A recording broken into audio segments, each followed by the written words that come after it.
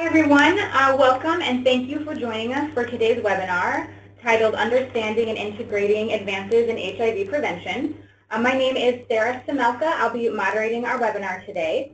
And our program is sponsored by the Midwest HIV Prevention and Pregnancy Planning Initiative, a project of the AIDS Foundation of Chicago, in partnership with the Association of Reproductive Health Professionals.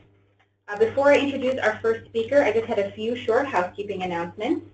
All attendees are in listen-only mode, and we will not have the ability to take questions over the phone. However, anyone can submit questions at any time using the chat feature. And during the Q&A segment, I, the moderator, will read the selected questions that have been submitted. You can see a screenshot here of how to use the chat feature. We're going to save the discussion questions for the end. If you're having any issues with the chat feature, you can also just email me at the address on the screen your questions if you want, and I can include those in the discussion. This webinar is being recorded, and we will make the recording available to everyone who's registered today. And then for those who are participating live on June 14th today, there is an opportunity to receive CME or CME credit. To be eligible, you need to be logged on to the webinar system for the duration of this webinar, which is scheduled to last for 90 minutes. And in addition, you'll need to fill out an evaluation. The system will send you a SurveyMonkey link following this webinar, and you'll need to fill that out. If you have any questions about certification, you can feel free to email my colleague Pamela at the address that's here on the screen. And now I'll actually be turning things over to Pamela from the MHPPPI project to begin our presentation. Hello everyone, my name is Pamela Tassin, and I will be co-facilitating today's presentation with Maggie Castor. And so I want to first of all state that neither Maggie or I have anything to disclose today. So a quick look at our agenda. We'd like to take a look at HIV among U.S. women, and then we'll go into antiretroviral-based prevention, which will include HIV treatment, PEP, PrEP, and then we'll also go into PrEP, conception, pregnancy, and breastfeeding, and then we'll take a look at some resources that might be helpful for all of our participants today. So real quick, today's agenda includes our objectives, which include us hoping that you'll have a greater understanding of what's available around HIV prevention options, that you'll be able to more effectively engage your patients in conversations about sexual practices that support their ability to have healthy sex lives, also integrating the latest information on expanded HIV prevention options, such as, again, PrEP, PEP, viral suppression, and then also female condoms into your patient counseling and care. And then also facilitating patient access to prevention options by effectively connecting your patients to resources, supports, and the assistance that they need. So a quick snapshot. Between 2008 and 2014, the U.S. had a decline of 18% in annual HIV infections, and this comes out of CDC's reporting. So we can see here a 56% decline among people who inject drugs, a 36% decline among heterosexuals, 26% among gay and bisexual men aged 35 to 44 years, and an 18% decline among gay and bisexual men aged 13 to 24. We also see that among women, there's been a very significant decline there, that top line among African American women. However, African American women continue to be highly impacted. But let's take a look at this slide first before we get to that. The HIV diagnosis for most affected here in the U.S. include a significant number amongst black men who have sex with men at over 10,000. And then when we jog down a few bars, we'll see black heterosexual women at more than 4,000. And so the next slide takes a look further at that decline, but also still shows that there are disparate numbers amongst African American women in particular. So taking a look at cisgender women and HIV here in the United States, The majority of women living with HIV are of reproductive age. They comprise 23% of, women comprise 23% of people, all people living with HIV, and about 19% of new infections are among women. 20% diagnosis decline among women, which we saw earlier, but women of color are disproportionately impacted. 61% of those new diagnoses were amongst black women, and 15% new diagnoses were among Latinas. Of pregnant women living with HIV, 32% were diagnosed during their pregnancy. And that point there, that final point, is really a major reason why we do the work that we do around HIV prevention and pregnancy planning. So now, what factors make women vulnerable to HIV? We have a graphic here that shows some of the factors, which can include structural, community, and individual. And this conceptual model was created by Dr. Nika Seidman and Shannon Weber. And so some of these things we may already know and we talk about, but it's really important that as providers that you're looking at all three within these constructs together so that there's an understanding of not only the individual and their behaviors and some vulnerabilities that they may have, but also their broader community and then the broader society structurally. So, you know, we often say in our workshops, you know, women have anal sex too, right? And we usually get a few chuckles from our clinicians, but this is a really important point. There's data from the analysis from 2010 to 2013 with the National HIV Behavioral Surveillance Survey that shows that women are having anal sex at much higher levels than most would anticipate. That anal sex is typically condomless, and as most of us know, anal sex is a very efficient mode of HIV transmission, and it's up to 18 times more effective than that of vaginal sex. And so it's estimated that 40% of HIV infections among U.S. women with multiple risk factors are linked to unprotected anal sex.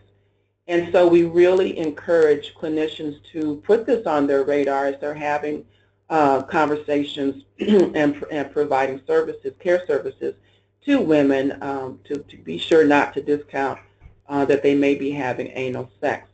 And so in this survey, there was more than 9,000 women that participated in the survey, and of those, 27% had had anal sex at their last sex, as well as those who engaged in transactional sex having 2 times as likely to have had anal sex in the past year.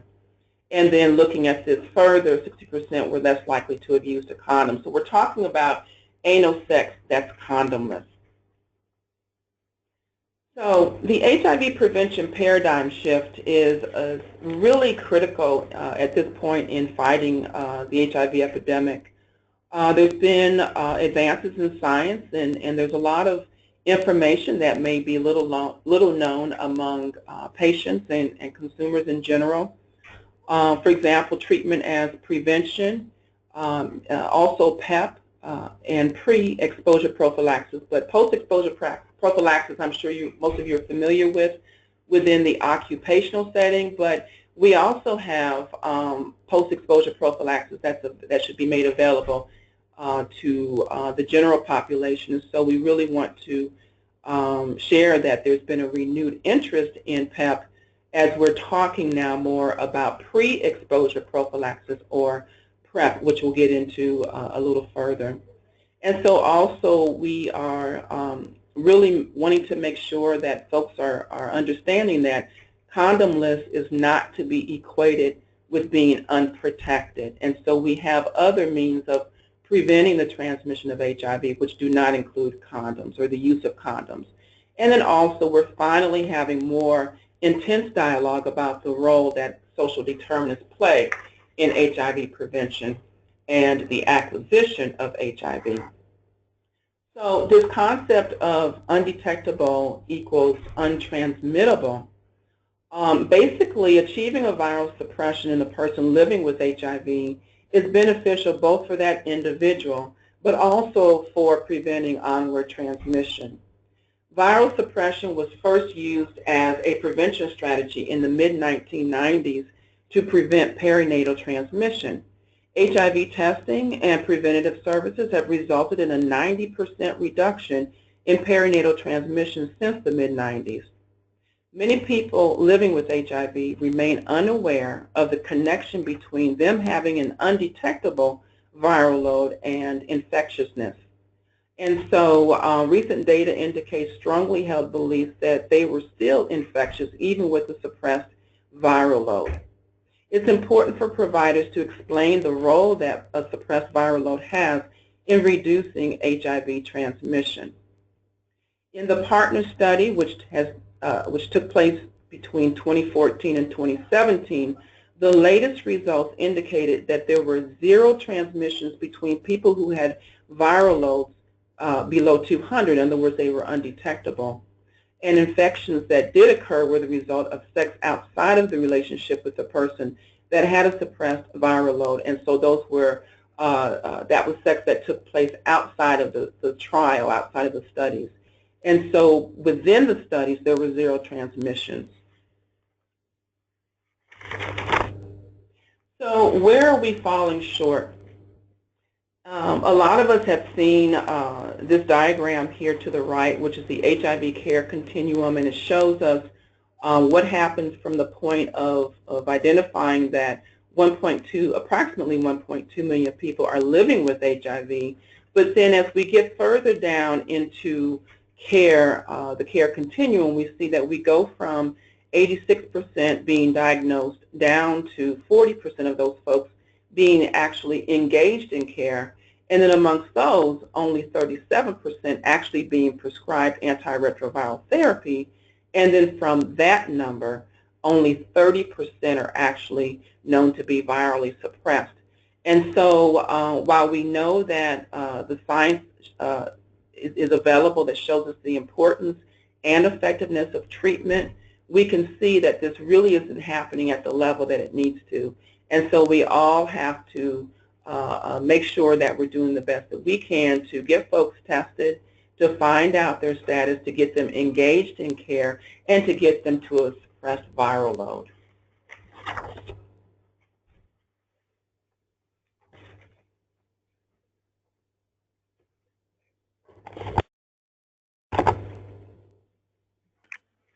Okay, and so next we have, next slide please.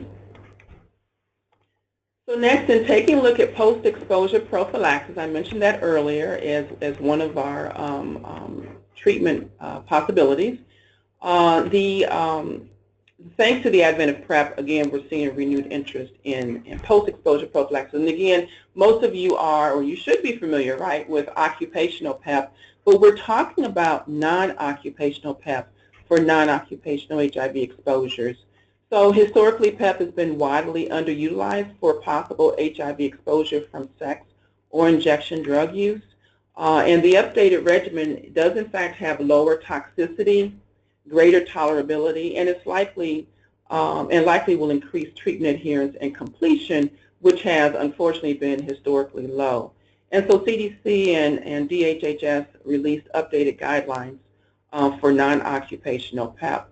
So real quick, just a quick review, we're looking at what's previously been thought of only as needle stick exposures, but we're talking about also exposures through sex. So it could be injection drug use, sex, or needle stick within the occupational and non-occupational settings. And so it's important that PEP is administered within 72 hours of exposure, and also that there's completion of the treatment over 28 days. And so we do recognize that that can be a challenge with this regimen. And so we also recognize that within clinical settings, there are some that are not able to access PEP for possible exposures for patients. And there are some that have very active programs that prescribe PEP. And so we encourage any of you that do not have PEP made accessible for patients who may have had an exposure, that you look into ways that you can incorporate that and putting in those protocols. So prescribing PrEP requires the use of tenofovir with emtricitabine plus raltegravir and dolutegravir, or I should say OR. And so this is taken twice daily. It's important to conduct a baseline HIV test, ideally the 4th generation, which will check for both antigen and antibodies. We do recognize that in some settings, the 4th generation may not be available. And so it's important to know what you're working with within your clinical setting and what the protocols are around getting that status before administering. And so there's also screening required for hepatitis B and C as well as STIs. It's important to conduct a pregnancy test and also to assess current contraception and discussing emergency contraception.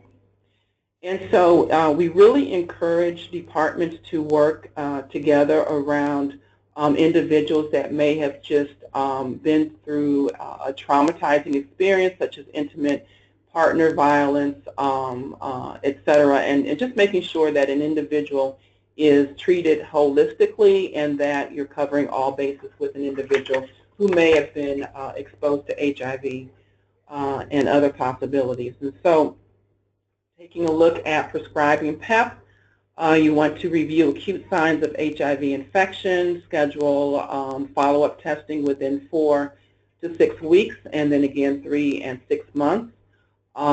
Some providers are challenged with providing the 7-day starter pack, and so some do the 3-day starter pack. There are some settings where they actually prescribe a full 28-day regimen, which really helps to tackle that issue of adherence and follow-up, which has been a challenge for prescribing PEP. So again, we encourage you to find out what's going on within your clinical setting and try to put mechanisms in place so that you have PEP available, but also so that you can get that full regimen to that individual for adherence. So stocking PEP or having a pharmacy agreement to ensure quick dispensing is important, and also discussing adherence strategies with the individual so that they're able to complete their regimen. So PEP in pregnancy. PEP can be an important tool for women who may have been exposed to HIV during pregnancy. The considerations for starting PEP with a pregnant woman are the same as they are with someone who is not pregnant. It must be taken, again, within 72 hours. Follow-up HIV testing is required as well. This is exactly what's needed for someone who may be seroconverting at the time of their first HIV test. Data indicates that most people who do not complete their full, treatment regimen, and so again, providers really want to make sure that they have a plan in place and that they talk with patients regarding this. Clinicians, again, want to consult the clinical guidelines for specific considerations and be sure to enroll pregnant women who get PEP into the antiretroviral pregnancy registry. And just a quick note, the registry is not just for administering treatment for PEP, but it's also for pre-exposure prophylaxis. And so speaking of pre-exposure prophylaxis, we're going to now bridge into PrEP. And so I'd like to introduce our next speaker, Maggie Castor. Hello. Now we're going to talk about bridging PEP, so pre-exposure prophylaxis to PrEP, which is, PEP, which is post-exposure prophylaxis to PrEP, which is pre-exposure prophylaxis. So let's take a moment to talk about non-occupational post-exposure prophylaxis PEP and how it can serve as an effective bridge to PrEP, so pre-exposure. It offers providers an opportunity to start a conversation with their patients about their current, ongoing, and future potential exposures, and it lets the PEP user know that he or she can take actions in advance to help prevent HIV exposure in the future. Additionally, people who have been on their PEP regimen, some of them are taking pills twice a day, some of them are on 2 pills once a day, but if they can show effective adherence in that 28-day PEP regimen, then they're definitely likely to demonstrate that they could be adherent to a daily PrEP medication. There's no gap that's necessary between PEP and PrEP, so if a person tests negative for HIV, then they can go ahead and start on PrEP on day 29. We'll talk more about this in the next portion about prescribing and managing PrEP. Next slide. Oh, I apologize. We were one slide ahead. You guys were, thank you, I apologize. So pre-exposure prophylaxis, or PrEP, involves an HIV-negative person taking antiretrovirals prior to exposure to prevent infection from occurring. The FDA approved Truvada for PrEP in 2010, and Truvada is currently the only drug that's approved for this purpose. However, drugs other than Truvada are under investigation for PrEP candidates. So there are a number of things that PrEP can do. It's not a 100% guarantee against HIV, but it's awfully close. It doesn't reduce our risk of STDs or pregnancy, so it's definitely important to still test for those. And it does not function for a treatment regimen with somebody that's already living with HIV. That's because there has to be a total of 3 drugs that are necessary, so Truvada can be used in the treatment of HIV, but another drug has to be involved as well. So Truvada alone will not treat HIV. Truvada as PrEP is just taken once a day though, so it's very convenient for patients. Next slide. Now this slide shows the PrEP efficacy from a few weeks early in key PrEP trials. The main takeaway from this slide is that PrEP works when you take it. That's the most important thing. So if you're not taking it, it's not going to work. The blue bars indicate the efficacy seen among trial participants who had high drug levels in their blood from high PrEP adherence. And the green bars indicate the efficacy across the entire trial cohort. The efficacy was lower across the entire cohort because not all participants adhered to their medication. Next slide.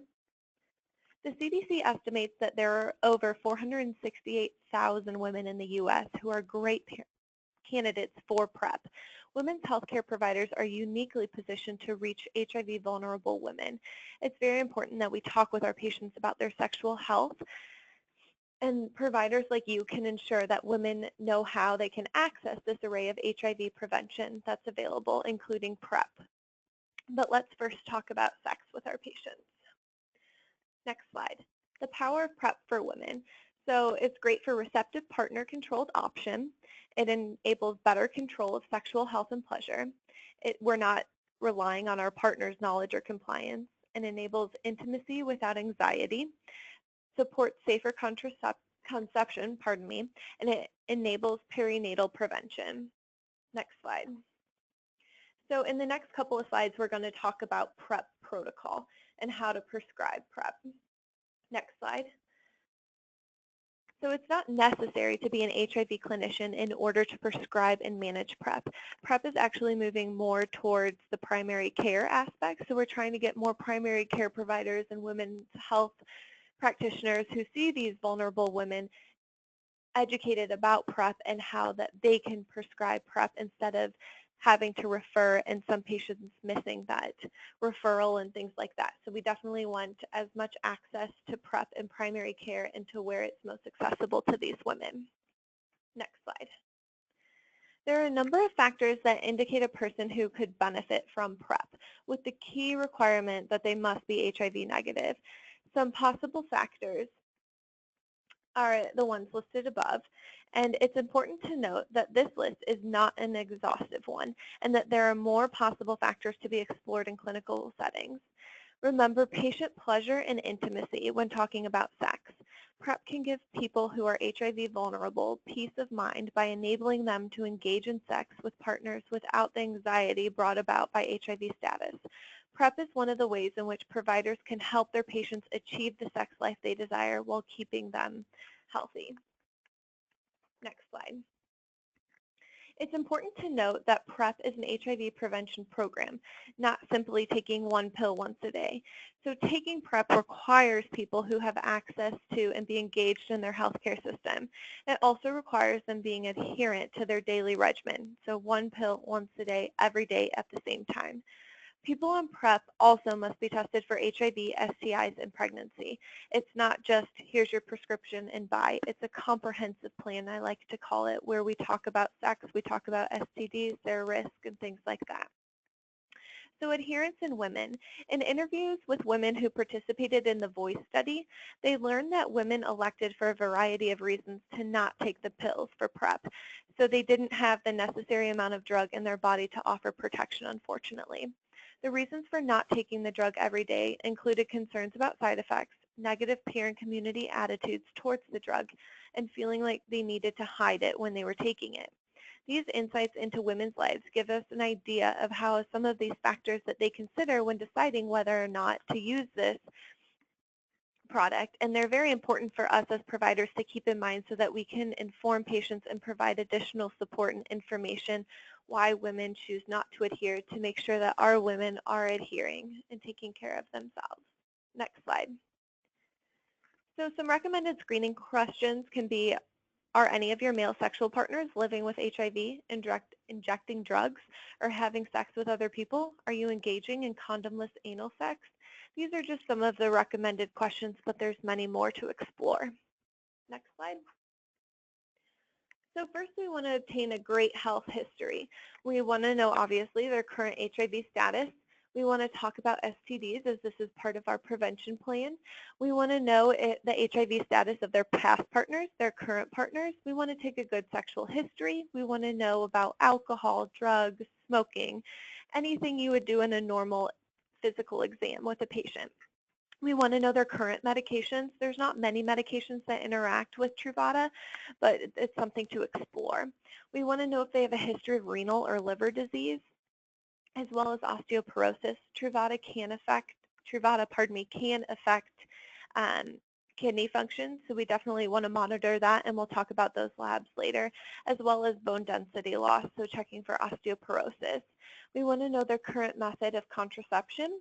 We want to know if they want to become pregnant, if they're pregnant now, if they're breastfeeding, if they intend to get pregnant, and we also want to do a good review of systems with our patient. Next slide. So it's essential to ensure that PrEP isn't prescribed to a person who is positive. If only the rapid test is available, we want to conduct another rapid test soon after PrEP initiation at 2 weeks and or at 4 weeks. PrEP is not contraindicated for pregnancy or breastfeeding and is in fact recommended by the DHHS panel on treatment of HIV-infected pregnant women and prevention of perinatal transmission if a woman continues to be at risk for HIV.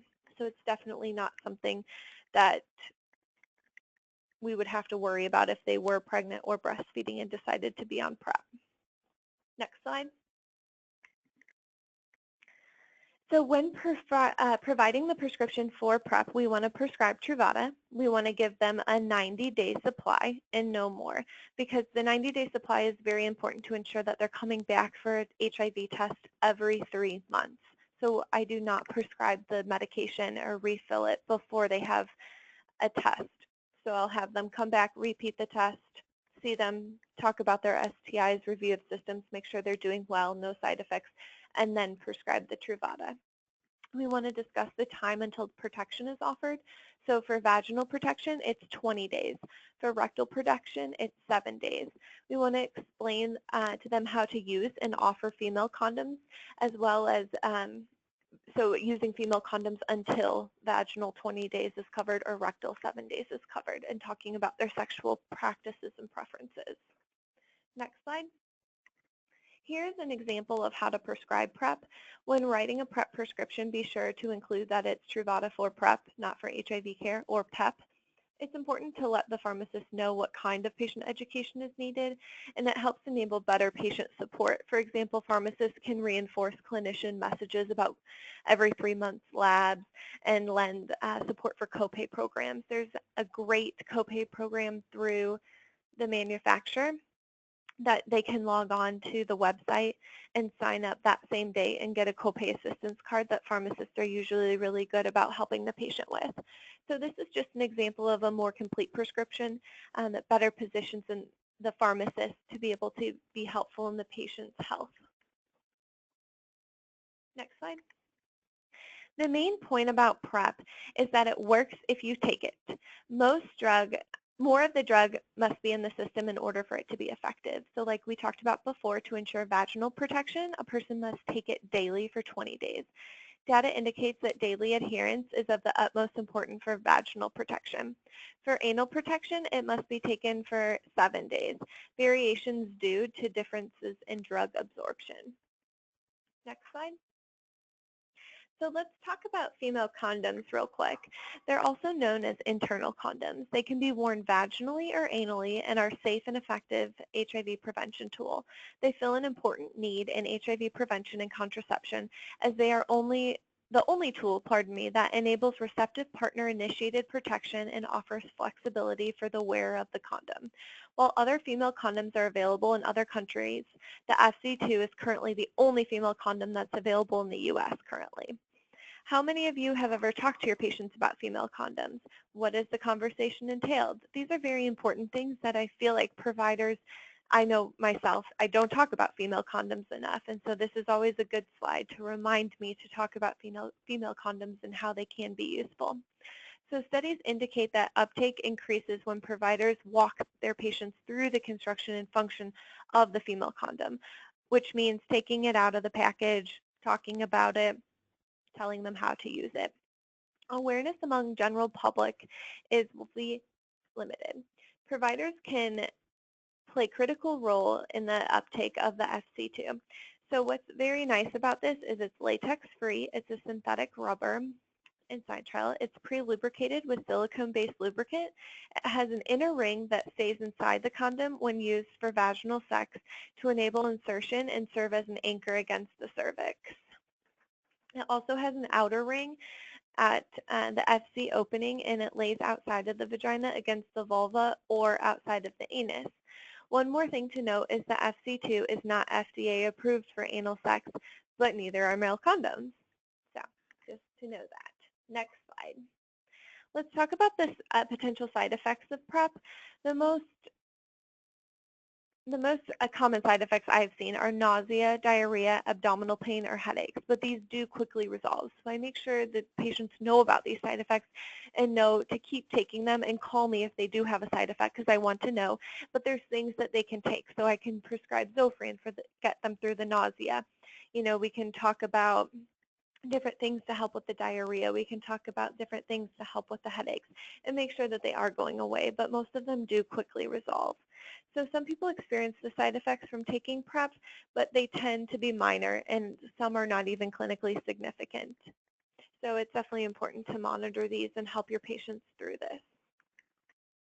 So the importance of PrEP, pregnancy, and HIV risk. Why is the use of PrEP important for pregnancy? First, it's important to note that a woman's HIV susceptibility is higher during her pregnancy. Perinatal transmission is higher when HIV is acquired during pregnancy or lactation. Clinical studies showed that acute, newly acquired HIV infection puts both mom and baby at even greater risk than chronic HIV, even if it's untreated chronic HIV. There was up to a 15-fold increase in perinatal transmission compared to a 4-fold increase in lactational transmission compared. So there's expert recommendations that say that PrEP should be offered during pregnancy and lactation. The benefits and risks should be discussed with the patient, and PrEP has reassuring safety profile that it's okay to take during pregnancy and breastfeeding. Providers should be vigilant to prevent transmission during breastfeeding, because sometimes we think about labor and delivery, but we forget about breastfeeding afterwards, and PrEP is okay during breastfeeding. Next slide.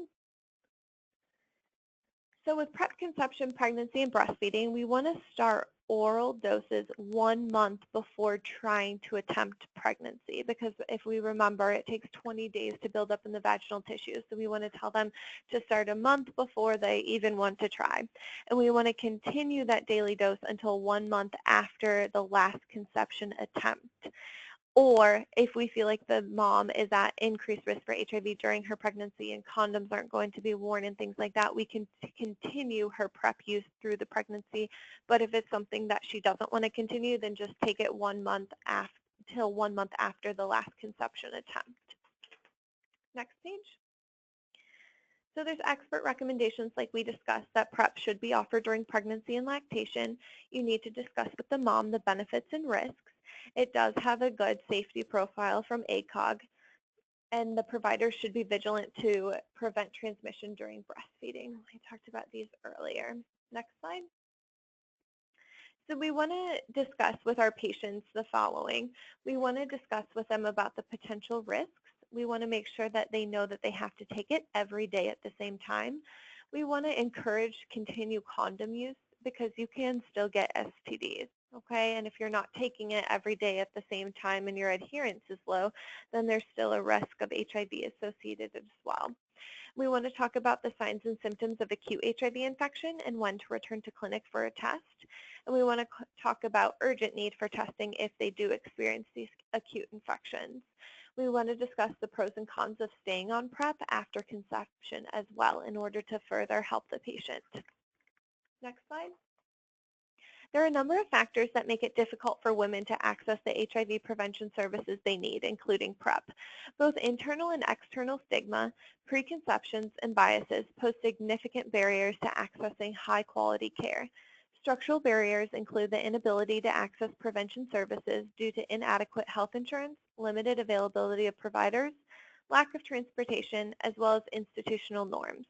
For example, clinics that don't have experience, comfort, or expertise in addressing HIV vulnerable women's needs. There's also a lack of effective communication between providers and patients about HIV preventions and needs that can make it difficult for women to access the HIV prevention services they need. Next slide. So PrEP awareness among primary care providers is increasing, which is great. However, in a national survey of approximately 1,750 primary care clinicians and nurse practitioners, only 7% reported ever prescribing PrEP, and the majority of those prescriptions were to gay men. When we look at family planning providers, we see the rate of it is only about half, which is unfortunate. So about 1,500 clinicians and 250 nurse practitioners completed a national survey. Of that, 23 of the participants were from the Midwest. Family practitioners and general practitioners made up most of the respondents, followed by internists and nurse practitioners. PrEP awareness and willingness to prescribe has increased since 2009, which is wonderful. However, in 2015, only 7% of the survey participants had ever even prescribed PrEP. Among the PrEP prescribers, majority prescribed for gay men, so 73%. Only 45% were prescribed to women with positive partners not for conception purposes, and 27% were prescribed for a negative woman with positive partners to support safer conception. Next slide. Despite PrEP being on the market for more than 4 years now, and that nearly 500,000 women would benefit from PrEP, utilization among women remains woefully low.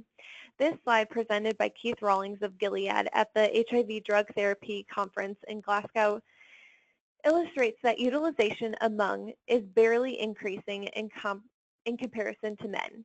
And while HIV continues to be disproportionately impacting the Black women, it is white women who make up the majority of women initiating PrEP. There are a number of factors that make it difficult for women to access the HIV prevention services they need, including PrEP. Those include internal and external stigma, preconceptions, and biases pose significant barriers to accessing high-quality care.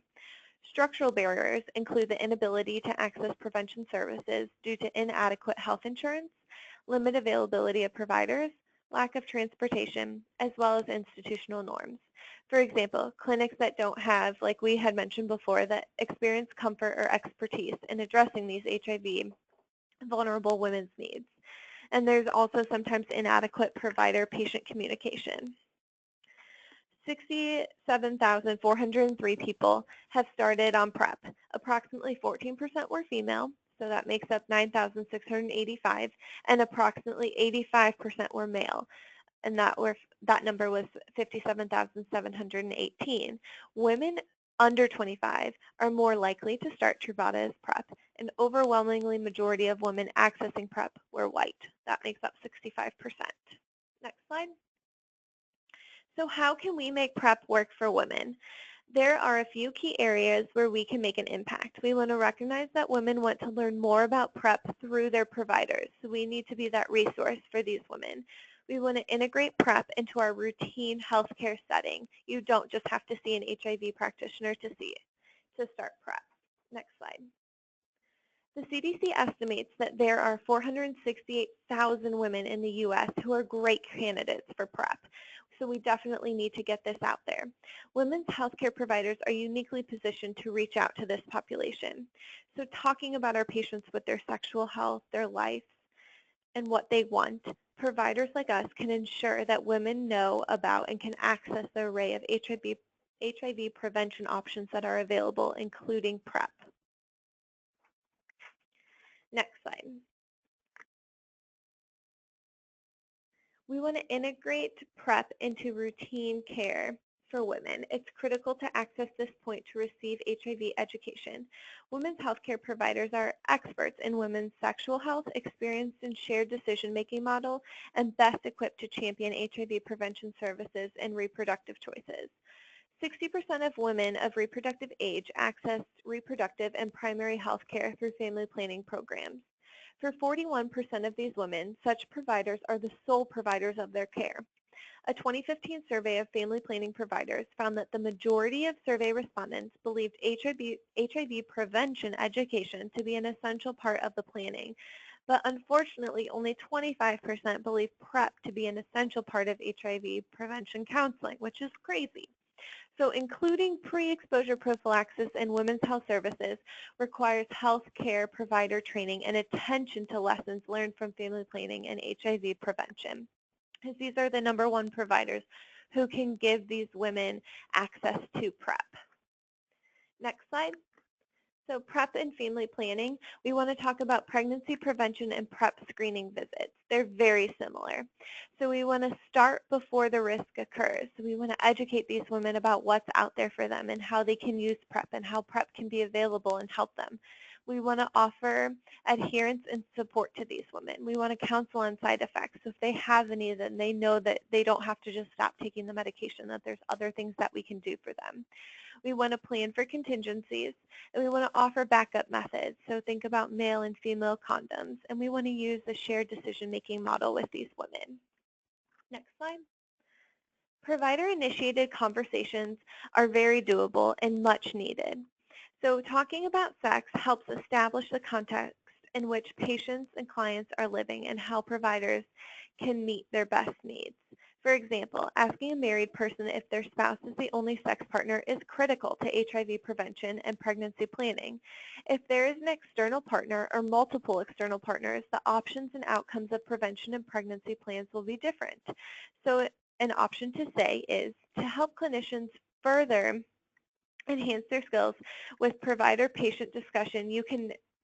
What you can visit is the MHPPPI website. So it's MHPPPI.org to view the MHPPPI, the Hive short videos, which are great on the provider-initiated conversations. So there's really good examples on how it's real-life situations where providers are talking to patients and talking about pregnancy planning and HIV prevention as well as sexual health. So if you're ever stuck on these topics, if you go to the MHPPPI website, it's a great resource. Next slide. So here are a few tips for opening up the conversation about sex with your patients. What kind of sex life do you want? How can I as a provider support you health-wise in achieving this sex life? So their responses, your patient's responses will paint a better picture of what your patient wants and what they need. Be sure to explain why you are asking questions about sex. Doing so can help reduce their discomfort as well as establish a trusting relationship and help them enhance healthcare services. Present all available options to support informed and shared decision-making. Remember, exam room conversations reveal only a fraction of factors a person may consider in sexual decision-making. Next slide. Women may not fully disclose adherence challenges for fear of negative reactions from providers. So we have to be safe and ask our patients. We don't just want to ask them, so how many doses have you missed? We want to, tell them that we're all human. We all miss doses, okay? But I want to make sure that you're trying to take this medication every day at the same time. And if you are missing doses, how can I help you remember? Would setting a phone alarm be helpful, or things like that, to make sure that they are adherent to their medication? But by creating a safe space in which women can discuss the complexities of their lives that influence their adherence, we as providers can better facilitate greater adherence to PrEP. Next slide. So in conclusion, ultimately, we need to listen to what women say they want and what they need. We need to trust them when they say they are concerned about their HIV risk or want to get on PrEP. They may not always reveal every aspect of their lives with us. We discuss many of the reasons why a woman may not feel comfortable disclosing intimate parts of her life with us as providers. But we as providers need to respect that decision and support women when they express a need for an option to protect themselves. And now I'm going to hand it back over to Ms. Pamela.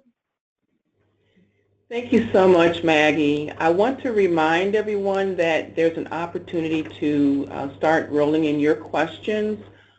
Please be sure to go into the dialog box and feel free to type in any questions that you may have. We do have a couple so far, but we want to get so many more. We've got good leeway here for our Q&A section.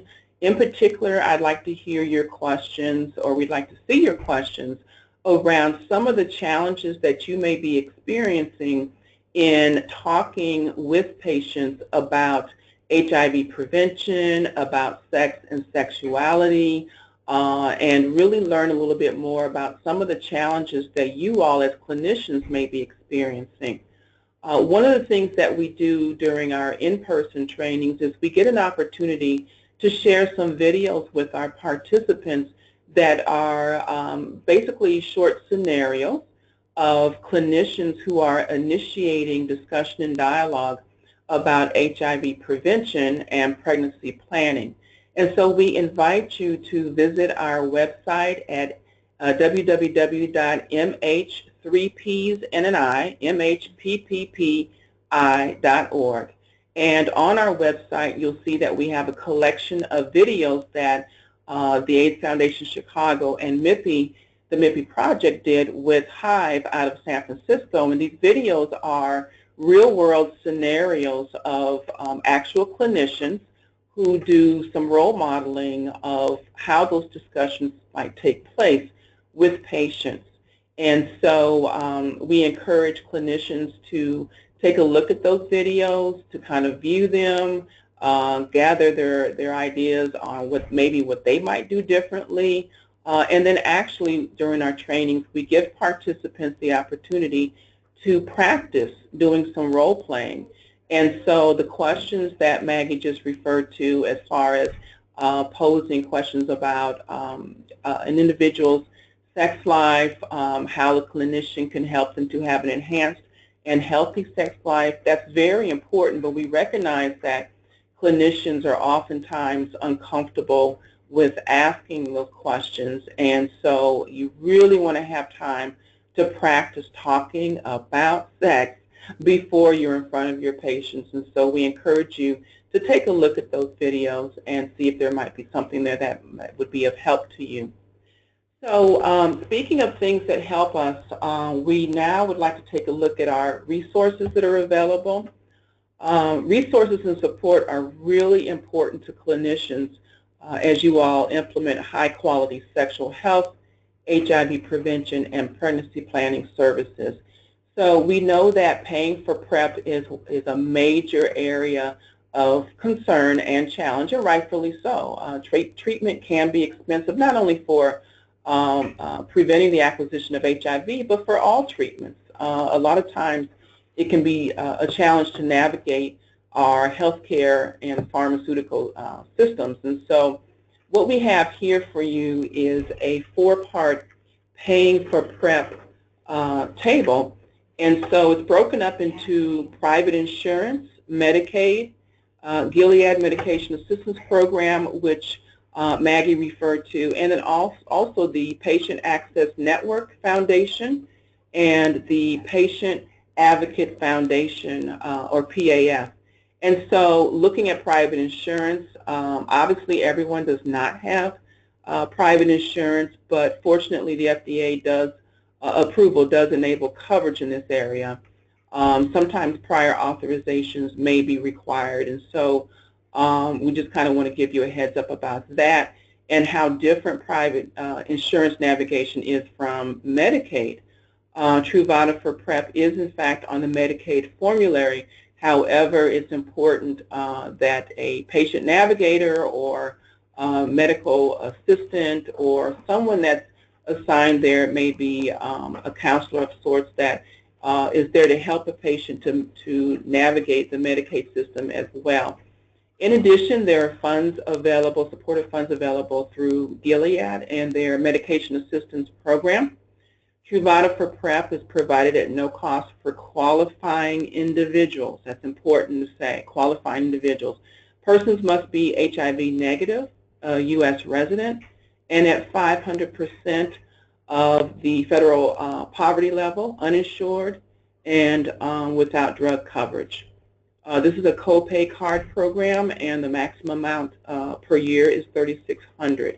And so just know that a part of navigating the system is finding ways to pair up these different options based upon what an individual has available to them, which then takes us to the Patient Access Network, or PAN Foundation. And this one is an HIV treatment and prevention foundation, which is currently open at $3,400 a year maximum. And this is for both current and renewal patients on the program. Then we have the Patient Advocate Foundation, HIV, AIDS, and Prevention Fund. And this is a copay relief program. And it's also currently accepting applications. And this one maxes out at $7,500 a year.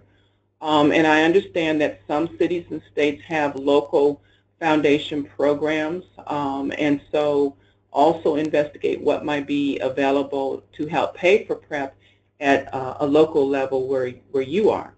And so again, we encourage clinical sites and providers to find out what's available before prescribing and also as you prescribe, so that an individual doesn't go through the whole process of being assessed for PrEP treatment and then find out at the very, very, very end that they're not going to be able to pay for the medication. It's very important.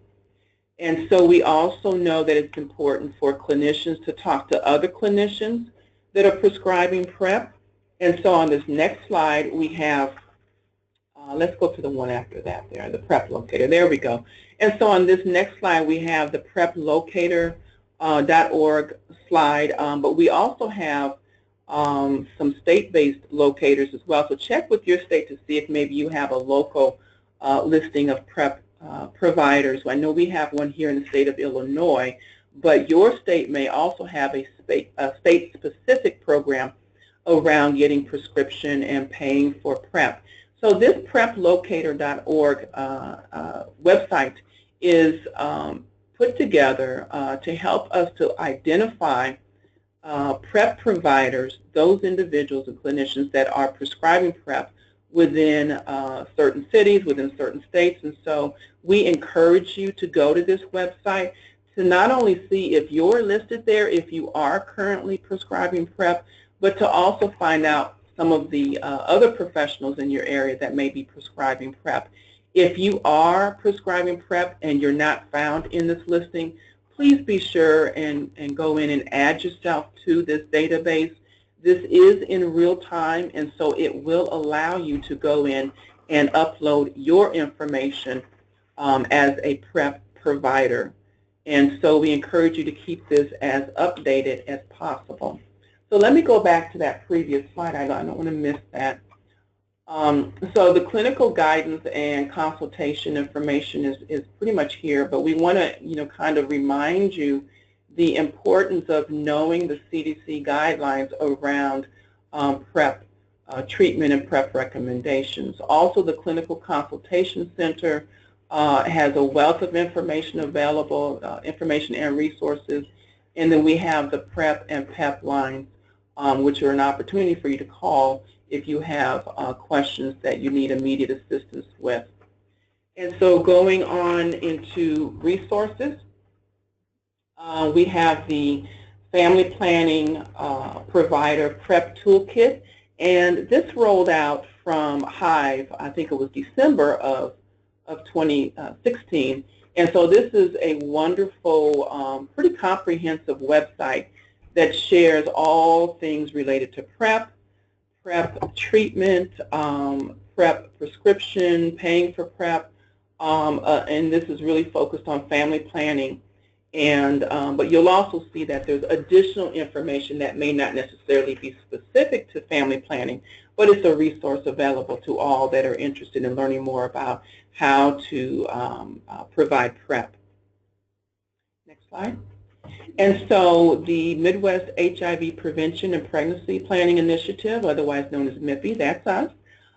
We have a website again, that's www.mh3ps and we have not only links to other resources, but we also have what we call our consumer-facing materials, which you see here on this slide. It includes our brochure, which is focused on one key question. And so this is titled, Would You Like to Become Pregnant in the Next Year? And so this is something that can be put into the hand of patients in the waiting room or in your clinical consultation rooms, or in any bags or anything that's going to actually go out to patients, any materials that might be at a health fair, etc. And so it really addresses the possible responses that a person may have regarding whether or not they would want to become pregnant over the next year.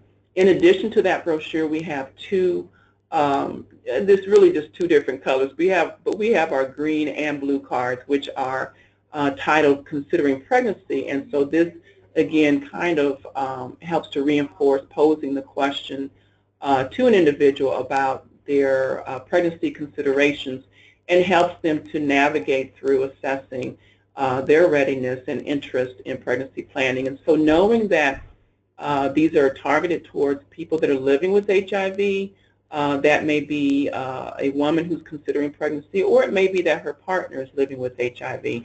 But it's really important to get this into the hands of individuals that may be living with or vulnerable to HIV. And so I'd like to go on finally to our national resources, which again includes the PrEP locator. We also have hiveonline.org. We've got a great campaign here in Chicagoland, which is called PrEP for Love. And PrEP for Love is a citywide campaign that we rolled out early last year in 2016, which is an opportunity to provide a positive twist, if you will, on living with HIV and all of the great resources that are available around preventing the acquisition of HIV through the use of PrEP. And so a lot of the stigma and negativism that's been predominant throughout our fight against HIV has really been turned around, I believe, here through this PrEP for Love campaign. And so we continue to try and destigmatize living with HIV, and as a result, we know that we will be more successful in getting folks to access PrEP for preventing acquisition, because we know that there is stigma associated with all things related to HIV and AIDS, and we've got to really continue to work on that. You'll probably see local campaigns in your state, in your city, and if not, maybe you can be a part of putting one together. And so we're always happy to be a resource here with the Chicago PrEP Working Group that put together the PrEP for Love campaign. So feel free to click on that once you receive the slides, but it's prepforlove.com. And so we've already mentioned the Clinical Consultation Center, the guidelines for HIV, AIDS clinical care. This one is through the AIDS AETC, or the AIDS Education and Training Centers. The registry, again, be sure to enter your patients that are on PrEP into that database. And then also the NASDAQ Patient Assistance Fact Sheet. So we'd like to share our acknowledgement slide. There's been a lot of folks that have been an integral part of the curriculum that we've designed and shared with you today. And so these folks are not only here in the state of Illinois, but also across the country. And we want to extend a special thanks to the Association of Reproductive Health Professionals, who have really helped MHPPPI to get out into the community throughout our 8-state region, but also nationally, as we know that they're at the forefront of sexual and reproductive health. And so we know that without them, we would have found this work to be so much more challenging. And we really appreciate them working with us to be able to provide our audience with CME and CNE credits. And so I'd like to go ahead and wrap up the formal part of our presentation today. But I'd also like to share with you that we have some questions. And I'd like to go ahead and start with and just real quick, oh, sure. I'm so sorry. No, let me hand the mic back over to Sarah. No, that's totally fine. So thank you again. We have had a lot of great questions come in, so thank you, and feel free to keep sending them. But I've logged all of your questions, so we're going to just start working through them now. We're going to bring Maggie back on so she can also be available to answer questions. And one thing just to note, I think, just to clarify that when we're talking about Gilead copay assistance, you do not need to be a U.S. citizen. So you do not need to have citizenship. You only need to be a resident. Right. So you could just live here, and you can get that assistance. So that's open to all U.S. residents. And if you have any more questions about that, please feel free to type them in. And so I will just go ahead and start with some of the questions. Right at the top, we had from pretty early on in the presentation when we were talking about HIV vulnerability. Someone asked, why is it easier to get HIV with anal sex versus vaginal sex? I think Pamela has something prepared for that, but then we can also, again, open it up to Maggie. But Pamela, did you have a response to that? Yes, and so susceptibility is much higher, as we mentioned earlier in the presentation, for the acquisition of HIV through anal sex. Basically, the bottom or receptive partner is much more at risk for transmission due to the lining of the rectum, which is thin and tears easily. So if HIV is present, it can get through into the bloodstream much easier, much more efficiently. But we also want to note that, in addition, tissue damage does not need to happen in order for HIV transmission to occur during anal sex.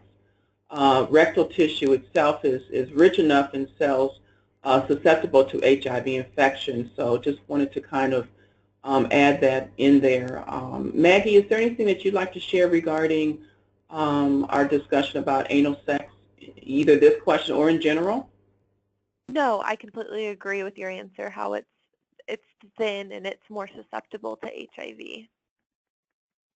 I get the question a lot of times, why are women more susceptible than men? And we talk about how men have that, one hole for their urethra, and it's harder for HIV to be transmitted through there than it is for a man to give woman HIV because of the large mucus, things like that in the vaginal cavity. So I know I have that conversation a lot with patients. And then while I am talking, I just want to apologize. I didn't go into the labs as much with PrEP on this one, but I want to make sure that it's understood that when we start people on PrEP and then continuing on PrEP, that we're getting gonorrhea, chlamydia, trick labs, and making sure you're asking where patients are having sex, because it could be easy if you're seeing a woman to just order vaginal, gonorrhea, chlamydia, trick labs, but we want to ask her where she's having sex. If she's having oral sex, rectal sex, vaginal sex, all three, then we need to swab all three of those areas and send 3 different tests for cultures, as well as getting an RPR on patients. So I get gonorrhea, chlamydia, trick, and RPR every 3 to 6 months for the patients, and then making sure you're getting an HIV test every 3 months, and then as well as checking a BMP, so a basic metabolic profile for kidney function, because Truvada does go through the kidneys, so we want to monitor that kidney function. We talked about the HIV test every 3 months, and then we also want to look for hepatitis B as in boy, because if Truvada is used to treat hepatitis B. So if you have a patient who is Hep B positive and you put them on Truvada, if they were to come off for PrEP reasons, that they feel like they no longer need PrEP, then they might really not like you because they're going to have a hepatitis B as in boy flare and not going to have a good time with that. So we want to make sure that we're monitoring for hepatitis B. And if they are positive, I a lot of times refer them to GI just to make sure that it is something that they could be on long term, and talking about it's not only used for PrEP but also hepatitis B. And then also remembering those urine pregnancy tests in our women. I do those every 3 to 6 months as well. So sorry about that. I just wanted to add that caveat in. Great. Thank you for that. Like I said, I have a list of good questions here, so I'm just going to take them in order. And so we have a questioner asking if we could please discuss the contraindications to PrEP. I imagine that's a question for Maggie. Sure. So we look at kidney function. So with GFR, if it's below 60, PrEP is not indicated for that. So we want to definitely refer them to somebody at renal that can take a look and see what the underlying problem is. A lot of times I will staff with the renal docs to see if PrEP could be indicated down the road to see what's the underlying kidney issues. There are new PrEP medications in the works that hopefully we wouldn't have to worry about this with, but for right now we don't want to prescribe it with a GFR of less than 60. Also, osteoporosis. I haven't had a patient yet who's been contraindicated because of bone mineral density loss, but it's something to keep in mind. If they are, I would be cautious about starting that. And then again, if they're hepatitis B, it's not a contraindication, but I would just staff it with a GI doc and have a good conversation with the patient about hepatitis B flares and remaining on Truvada for life because of hepatitis B. As in boy, and not just taking it for PrEP, but it's also controlling their hepatitis B as in boy. And then obviously if they're HIV positive, PrEP wouldn't be indicated. Can you think of any more that I'm missing, Pam? Oh, no, not I. But thank you. Yeah, from other presentations I've heard, and those are the two main. So I think that probably covered it well, but Maggie would know better than us. I haven't heard of anything else. Going back to it, you had talked a little bit about the testing and the labs, Maggie, and had brought this up before as well, but we have a question that once prescribing PrEP, does the patient need to be routinely tested for HIV? Do they need to return to be tested after the 7 or the 20 days, or what's the situation with HIV testing? So that is a great question. So it's very clear in a lot of guidelines, it's at least every 90 days they need to come back. So we're not writing a prescription for more than 90 days. So every 90 days you're coming back, you're getting a test, then you can get your refill. From my practice, I didn't have a lot of patients to start off with. So honestly, my first time that I started a patient on PrEP, I would bring them back in 30 days because I wanted to know about their side effects. I wanted to know about their adherence and just how they were liking PrEP, and also to keep them, I mean, if I'm like, here's your medication, see you again in 3 months. And I had the availability on my schedule to see these patients back more often. So I would see them at a month after starting, and then I would let them go every 90 days. But if you don't have room on your schedule, if you have a busy patient load and you want to see them every 90 days, sometimes I'll just add a little calendar invite to remind myself or my nurse to call the patient and just make sure that they're doing well at 30 days, but they have that full prescription for 90 days. But you really shouldn't go longer than 90 days without getting an HIV negative test to refill the PrEP. Great, thank you. And this is kind of moving a little more into the discussion that we had brought up about talking about sex. You know, how we need to talk about sex and how do those conversations go, and maybe we haven't had a lot of practice in how to do that. So we had the example of asking a patient or a client, what kind of sex life do you want? And the question asker is kind of wondering, okay, where do you go from there? Like, would they give you an answer, and then what do you say? If they say, you know, they're talking about wanting a monogamous relationship, or maybe wanting multiple partners, if they want to have sex with men, women, both, where do you go after they give you an initial answer, maybe, to that question? Like, how do you continue that conversation, or what's your next question once they tell you a little bit more about what they want out of their sex life? That could be Pamela or Maggie, or if you have any experience with that. But yeah, once you start that conversation and they give you an answer, it's kind of like, then what? Well, you know, you want to? Sure. Well, I can throw just real quick. We did this activity here at UIC a couple of days ago, and you know, one of the things that we really had to remind ourselves is that the conversation still needs to be rooted in enhancing their health and keeping them healthy. And so while we do in fact want clinicians to talk about you know, how they can you know, lower their vulnerability, risk, et cetera. It's all about their health as an individual. And so I think that some of the clinicians realize that you could go off on a tangent rather easily with these questions, but just really being able to bring them back into how can I help you as a provider, as a clinician, to keep you healthy. So I just wanted to kind of, you know, throw that in there, that these questions are not meant to segue into some area that would be very challenging and difficult for clinicians, but at the same time, it really needs to be about enhancing their sex lives and lowering their vulnerability for HIV acquisition and transmission. Maggie? I completely agree with that. It's hard asking about sex. We're told to ask about sex and sexual preferences and things like that. So the more you talk to patients, I feel like the more comfortable you get with conversations and seeing where they go. But I agree with what you said. If there's a specific question about where to go with a specific topic, I'd be happy to answer that. But other than that, I completely agree.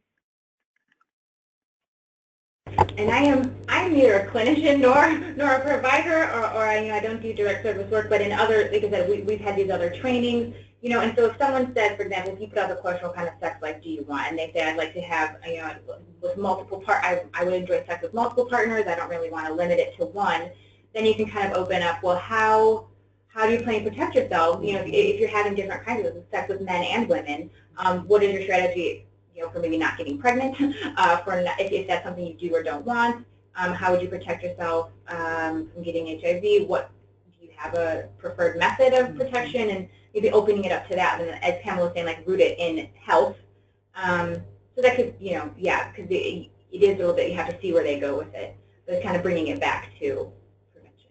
And that's exactly right, Sarah. And one of the things that we try to remind clinicians of is, you know, is to manage your bias and manage stigma. We all walk into settings with some type of bias, but, you know, as we always say in our trainings, be sure and leave that at the door. And so if they say, hey, I want to have group sex, or I want to have 7 partners, or what have you, it's not a clinician's place to show that interesting look on their face that the patient can then pick up on, or to you know, say something or respond in a negative, sex unfriendly way. We want to make sure that these sessions and these conversations remain sex positive, in that there's no judgment being passed from provider to patient, and that it's being rerouted back into, okay, so these are some ideas or some ways that you can keep yourself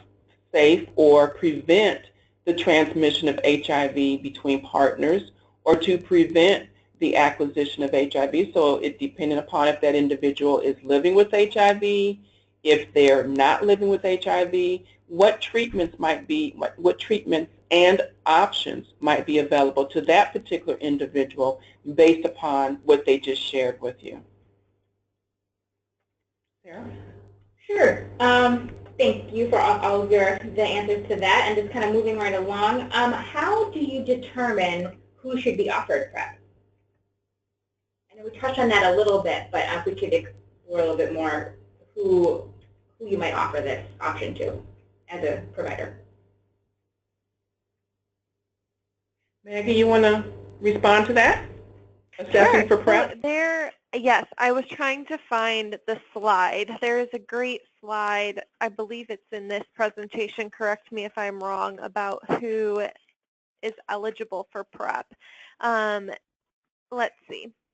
It's on, well, it's called Assessing for PrEP. So if they're interested in taking PrEP, if they engage in a sexual activity within high prevalence area social network, if they have a partner living with HIV, even if they have a suppressed viral load, if they're unaware of partners' HIV status, if they share injection equipment, if they do not use condoms consistently, if they exchange sex for money, food, shelter, drugs, if they desire a baby with someone who's living with HIV, if they desire a baby with a person living with HIV, pardon me. So all of those are good reasons. I mean, it's amazing how many people are actually eligible for PrEP that we're just not asking. So out of my patient population, I'm sure over 80% are eligible for this because they don't know who they're having sex with. They're not using condoms consistently. And then also, you know, the pardon me, not seroconversion, but the serodiscordant couples. So one's HIV positive, one's HIV negative, things like that. So I feel like that slide touched on a lot of it, but anybody who's at risk for HIV, and that's a lot of people if you really think about it. And then also, thank you, Maggie. I also wanted to add that one piece that we also talk about, and that is if an individual simply asks for PrEP, that they're also eligible for PrEP, because we recognize that given the challenging discussions around sex and sexuality and how an individual may be vulnerable to HIV acquisition, we know that if an individual says, hey, well, you know, I want to get on PrEP, that there just may be some information that a provider's not been given by that patient, and it's okay. But also, as we said in our presentation, trusting women and trusting our patients, or your patients in general, is really important because they hopefully will know themselves better than their provider. And so just trusting that if they say, hey, I want a prescription for PrEP, that they know what they're talking about, and trusting that that's something that they sincerely need. So I just wanted to throw that one in there. Thanks, Maggie. Sarah? Yeah, so just moving right along to our next question. This question asker works in a clinic that serves high school students. So this is about young people, and we definitely presented before to people that that's their primary setting. What would be your recommendation for students who have multiple partners, histories of STIs, and also low condom use? So definitely talking about PrEP is great with this population. I know we had a conversation with the legal department where I work because PrEP with minors is very tricky. So there's specific wording that you can use in order to prescribe them PrEP without parental consent. It would be something that you would have to talk to your legal department about and getting a form filled out, as well as it's about how you ask, and if a patient asks for it, how that's different than if you assess a patient for it. Teens are very tricky, so talking with them about condom use. Condoms are great. Not everybody uses them, which, you know, but talking about other things that they can do to reduce their risk factors.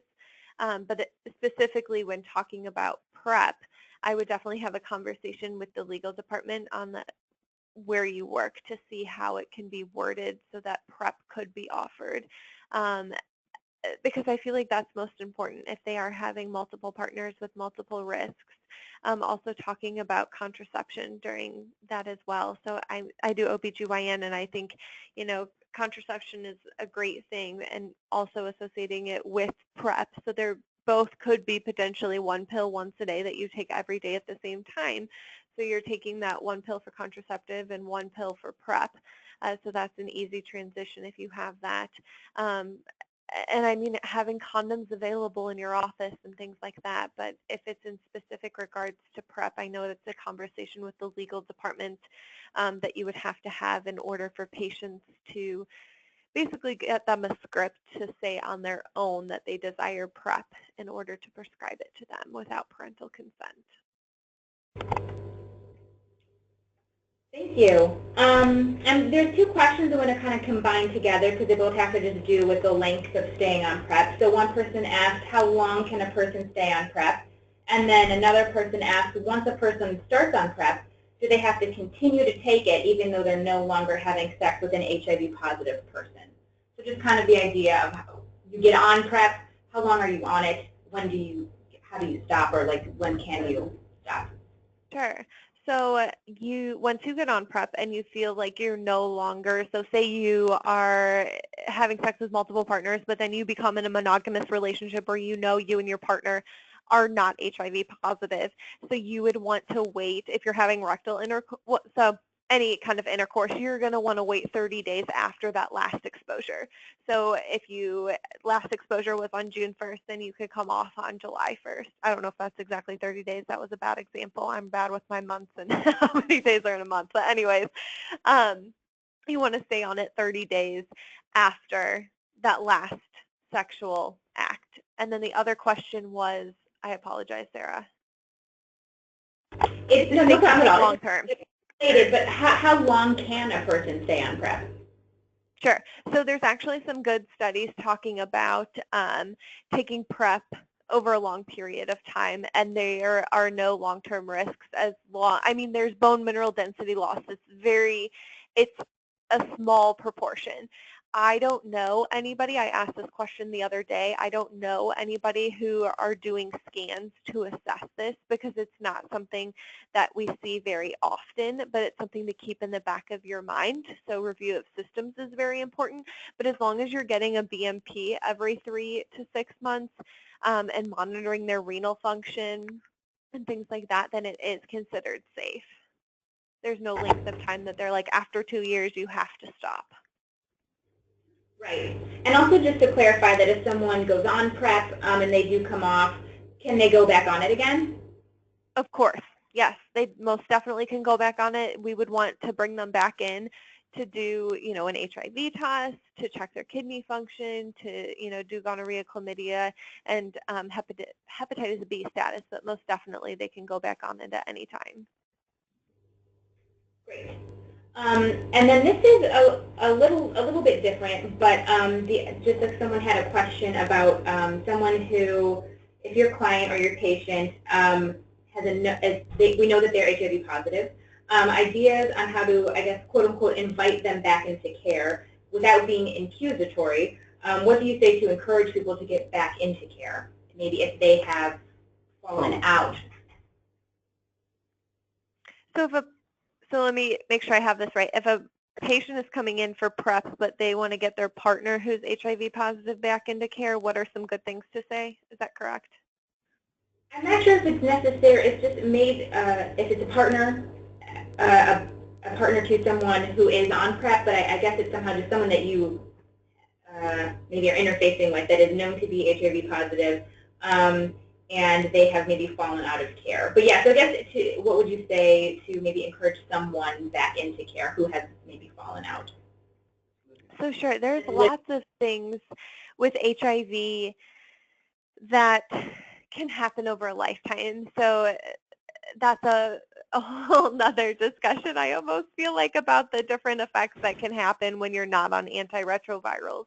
And, depending on your CD4 count, about how sick you can get, and you're at risk for opportunistic infections, and how, how you're more likely to spread HIV if you're having unprotected sex and things like that. So not only by being on antiretrovirals and having a suppressed viral load, you're not only keeping your partner safe, but you're safe as well, just because thinking about, CD4 count and how many things are associated with a low CD4 count and with an HIV diagnosis that's not being treated. So things to say to get back in care, I would say, I am really concerned about you because how can I help you take a pill or stay adherent to your regimen so that you can live a long, healthy life with me, because I want you here with me. What are you scared about? What's the reason that you fell out of care and don't want to get back into care would be something that I would want to address to see how I can help them get back into care and overcome their barriers to being in care. Great. Thank you. We're getting down to the wire. There's just a few more quick questions. I'm bringing it back to PrEP. We're wondering if there are any contraindications with contraceptives and PrEP. Not with PrEP. That's a great question. Nope, not with PrEP.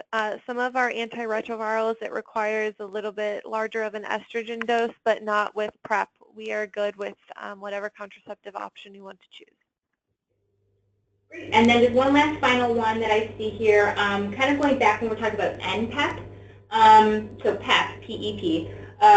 When do you decide to use NPEP in cases of sexual assault, and particularly something like acquaintance rape? I would say, I'm sorry, go ahead, Maggie. Nope, go ahead, because I usually refer to my SANE nurses and the ER staff. I don't start people on PEP. I see them for follow-up and bridge them to PrEP, but I do not see initial PEP patients. The SANE nurses and ER staff does. Gotcha. Pamela, any? Actually, it's important for the departments to work together in situations such as that. So we really do encourage clinicians to find out what your on-site protocols are around intimate partner violence, so that there's collaboration with both departments, so that they get, again, a full offering of support and services that are needed in situations like that. Great. Well, thank you for that, and thank you for all of these amazing questions, and for Maggie and Pamela. So we're reaching about the end of our time here, so if you do have any additional questions that we did not get a chance to, here's Pamela's address right on the screen. Please do feel free to email her. And again, I just want to say much thanks to Pamela and also to Maggie for all of this great information. And thank you to the Midwest HIV Prevention and Pregnancy Planning Initiative, also to the Association of Reproductive Health Professionals. This webinar has been recorded. You all will get a link to the recording of this webinar. You also will all get a link to the slides. So all this information will be provided to you, to anyone that registered and listened to the webinar today. It's also posted on MHPPPI.org, which is, again, www.MHPPPI.org. My last announcement is that there'll be a short evaluation form sent to you all after the webinar, and it would really help us if you could fill it out. And if you're wanting to get those credits, please do fill out that SurveyMonkey link that will be sent to all of you.